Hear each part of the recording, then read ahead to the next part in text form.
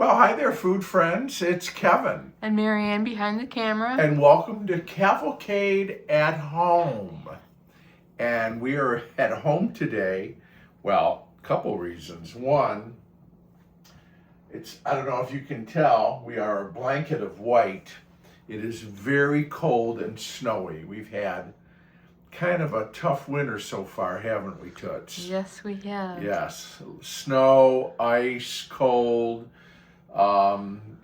But we are just warm and snug at home here in the kitchen. And I'm going to bake some cookies today, Mare. But we are also home because guess what, folks? The old Cavalcade studio kitchen is out of commission temporarily. So I'm having a major plumbing job done at the Cavalcade. Seems like my 85-year-old cast iron sewer pipe decided it was done. And I knew this was coming. And anyways, so Eric, my plumber, is over there and has been over there working away, putting in a new sewer line and changing out some other plumbing. While he's there, so we'll be back in business. So, anyways, it's going to set me back a little bit, as they say, Mayor. But anyways, one of those things that needs to be done. And honey, I may take some of these cookies over there for Eric. You know, you always want to keep on the plumber's good side. When you find a good plumber, this is somebody you want for keeps, okay? A plumber who shows up when they're supposed to, a plumber who knows what they're doing, a plumber who stands behind their work. And I don't know what we're going to do, folks. Young people are not interested in going into the trades in the same amount, the same volume that they used to growing up. And I don't know, 10, 20, 30 years down the line, I don't know what people are going to do for plumbers and electricians and all this kind of stuff because they're getting to be few and far between. I've worked in a university for over 30 years, and I will talk all day about the values of a college education. I will also say, not for everybody, or maybe not what somebody wants to do, and you can make a very good living in the trades, very good living, okay? So if you like to work with your hands and make your own hours and do those kinds of things, I'm putting it out there. We need more plumbers. All right, so Mare, we're gonna make something called a Butterscotch Crunchie, okay? Okay. This is an old recipe that I've had lingering around for a long time, and it just seemed like a good day to make cookies. Okay, so we're gonna make some cookies here at home. And I guess there's nothing to it but to do it. So the first thing we're gonna do, Mare, is we're gonna combine our sugars and fats, okay? Okay. So the recipe is where?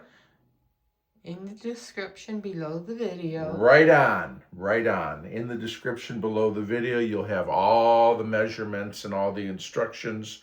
But if you want to follow along, here's what I've got. 3/4 of a cup of brown sugar. You can see, Mare, how'd I measure it? You packed it in. Okay. So we got our brown sugar in there. Then I've got a 1/2 cup of regular granulated sugar. We're going to put that in there. And then I've got a 1/2 cup of butter. This has been out softening. And then I have a 1/2 cup of shortening. Now people say, well, I don't use shortening. Then don't use it. You can use use another stick of butter. But here's what I'll tell you. It's like, why would you use shortening? Well, one, it's an old recipe, and this is what the recipe calls for, and I'm trying to stay true to it. But the other thing is, if you use all butter, you're going to have a different texture, okay? the cookie is going to have a different texture. That's why we use shortening. Because shortening doesn't add any flavor, obviously. Okay, right, Mare? Right. But it does add texture. Okay, so now we got to put a little vanilla in. And I've got that right here. And we're going to put in 2 teaspoons of vanilla. Okay. And last but not least, 1 egg. All right, that's all going to go in. Then we're going to put our mixer on here, Mare, and I'm going to get this all creamed up together, all right? Okay. And we'll come back. All right, honey. You got to you see this? Yes. Okay, this is our creamed and kind of wet ingredients, as it were. And now I've got some flour here, 1.25 cups to be specific. And here I've got a 1/2 teaspoon of salt and 1 teaspoon of baking soda. I'm going to put that in the flour. Let's just give it a quick whisk. And then what we're going to do is we're going to get my spatula out of here. We're going to add our dry ingredients gradually here.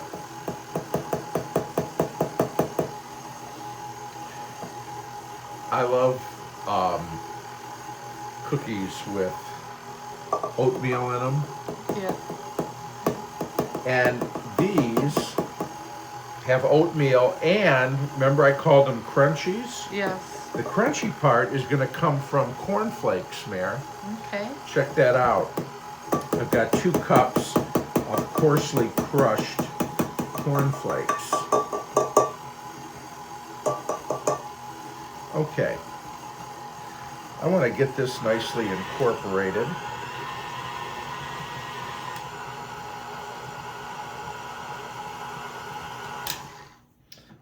And you know, you've got to always scrape down.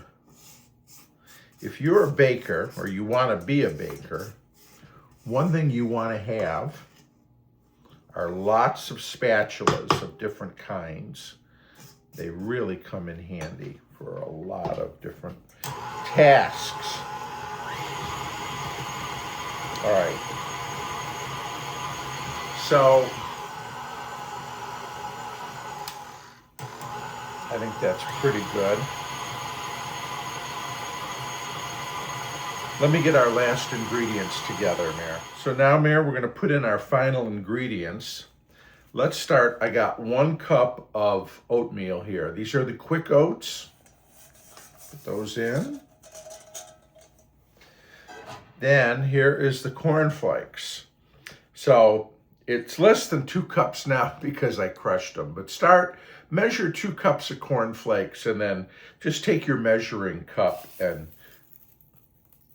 see how they're crushed? Yeah. Coarsely, thusly. Okay, we're going to put those in. Then, now, normally you would put in a cup of butterscotch chips. But guess who didn't have a cup of butterscotch chips? You? Right. So I had about 3/4 cup of butterscotch chips, and I'm mixing in the other chips I had were semi-sweet chocolate chips. So we're putting them both in. Take it in any direction you want, folks. You want to use all butterscotch chips, as the original recipe called for, you could. Again, this is a matter of making do with what I had, but you could use all chocolate chips if you wanted. Yeah. Or all peanut butter chips. All peanut butter chips. That might be a fun little variation. We're going to just stir this in. Just stir. If you have a KitchenAid mixer, the lowest speed is called stir. And that's what I'm using. If you don't, well, just use your lowest speed, or you could certainly mix this stuff in by hand. You just want to get it combined. Let's see, so that you have all of those goodies going throughout the batter. We're gonna let this go just another few seconds here. Okay. The oven, Marianne, is preheated to 375 degrees. Let me get my baking sheets ready. All right. Mary, I'm just using a tablespoon here to put these cookies out on a baking sheet, which I have lined with parchment paper. Hard to say. I think I might get 5 dozen, if I had to guess, just by looking here at the size and quantity of the dough, the batter here. Okay. I'm trying to get them all the same size, but they won't all be. But we always say that's the sign of a homemade cookie, right, Mare? Right. Okay, so now, come on, we're gonna, again, these are gonna bake, say 8 to 10 minutes in the oven at 375 degrees.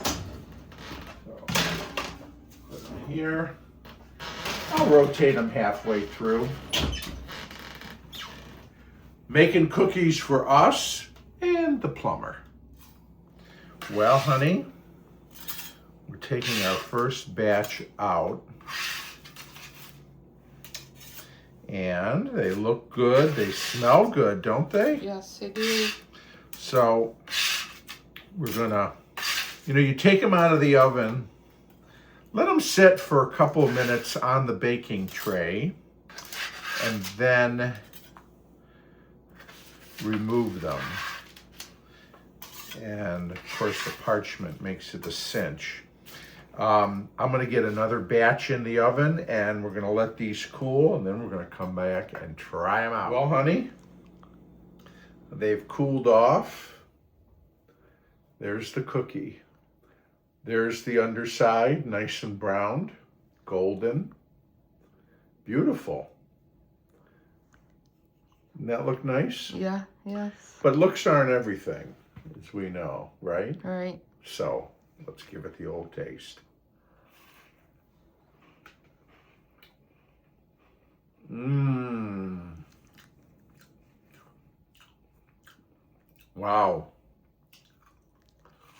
Mmm. Okay. You get the crunch. You don't necessarily taste the cornflake, but you do get that crunch. Mmm. Mmm. And then, the oatmeal, the butterscotch, and occasional little chocolate chip. Honey, this is a good cookie. So, again, recipe in the description below the video. Yeah, I think the plumber's gonna like these. Meryl, let's give them the old website. Cavalcadeoffood.com. Follow the cookie. That's right. Cavalcadeoffood.com. That's where it all happens. You can connect to my videos there for this channel, my always analog video, and if you're so inclined, join me Saturday mornings, 9 a.m. to 10 a.m. Eastern Standard Time for the Cavalcade Radio Hour, the very best in mid-century music. Well, honey, thanks for working the camera. You're welcome. Appreciate it. And we want to thank our food friends for watching. And from home, here we are, Cavalcade at Home, warm and snug on a very cold Michigan day here. We thank you for watching. Wherever you may be, I hope you're warm and well. And we'll see you again soon here on Cavalcade of Food. Bye, everybody. Bye.